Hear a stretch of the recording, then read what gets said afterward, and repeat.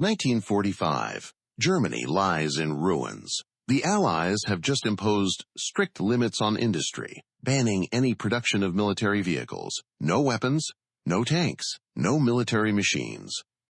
And right at that moment, an engineer from the aviation department of Daimler-Benz sits down at a desk and starts sketching a tractor. His name was Albert Friedrich, and he had no idea that this tractor would, just a few decades later, serve in the armies of over 100 countries, win Dakar, and still be produced today. This is the Mercedes Unimog, a machine that by all logic should never have existed. To understand the Unimog, you have to understand the conditions it was born into. After Germany's surrender, the Allies imposed strict controls on industry and banned all military production. Factories were dismantled, engineers were left without jobs, and any kind of military equipment was strictly forbidden. But Albert Friedrich found a simple solution. He proposed building a universal machine for farmers. Officially, nothing to do with the military. And there's one detail that explains a lot. The width of the first prototype was exactly 1.27 meters, the same distance between rows of potatoes. Unimog could drive through fields without damaging crops, and it looked like the perfect, peaceful machine. But the design told a completely different story. Permanent all-wheel drive. Portal axles that lifted the entire vehicle far above the ground, giving it extraordinary clearance. A flexible frame that allowed the wheels to move independently. The machine almost seemed to wrap itself around the terrain without losing traction. And a gearbox with such a wide range that it could crawl across a field at walking speed and still drive on the road like a proper truck. This was not a tractor.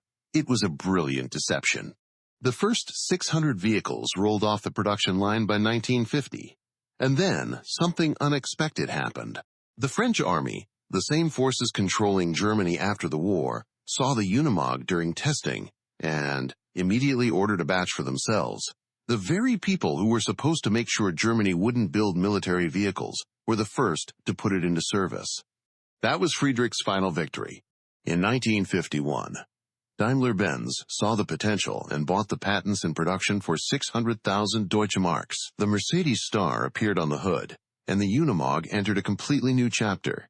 Just a few years later, the 404S was introduced, the first mass-produced military version. It was ordered in the thousands by the Bundeswehr, the newly formed West German army during the Cold War.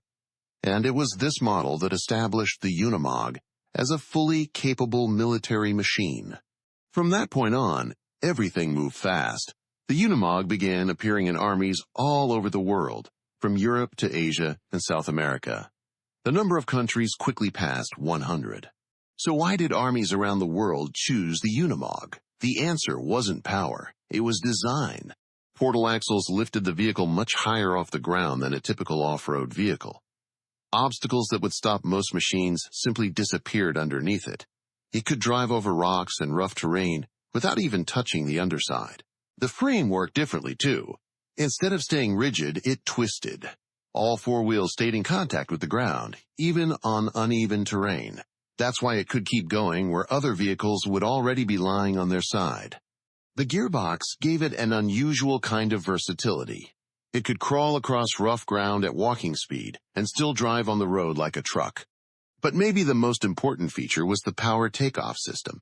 The Unimog wasn't just a vehicle, it was a working platform. Attach the right equipment, and it could become a crane, a snowplow, or even a mobile power unit. It could even operate on railway tracks, using special equipment that allowed it to run on rails. That's why it wasn't chosen just as a means of transport, but as a tool that could solve problems where other machines simply couldn't. 1982. The Paris-Dakar Rally, one of the toughest races in the world. Thousands of kilometers across the Sahara, sandstorms, constant breakdowns, temperatures above 50 degrees. Among the participants was a team running a Mercedes Unimog U1700. But they weren't there to win. Their role was support. They carried spare parts, fuel, and tools for others. But then something unexpected happened. While specially built racing trucks were breaking down one after another, the support vehicle just kept going. And in the end, it finished first in its class. 3 years later, in 1985, A specially prepared Unimog U1300L did it again, this time on purpose. A machine designed to work in the fields had just won one of the hardest races on the planet. Here's a fact that's hard to ignore. The Unimog has been in production for over 75 years, more than 400,000 vehicles built, and to this day, nothing has fully replaced it. Today, the Unimog works all over the world. It clears snow in the mountains, fights fires, repairs roads, and is still used by armies. A machine disguised as a tractor, first taken into service by those who were supposed to prevent exactly that, and one that became one of the longest-lasting vehicles in history. If Albert Friedrich had known in 1945 what his tractor would become, he probably wouldn't have believed it himself.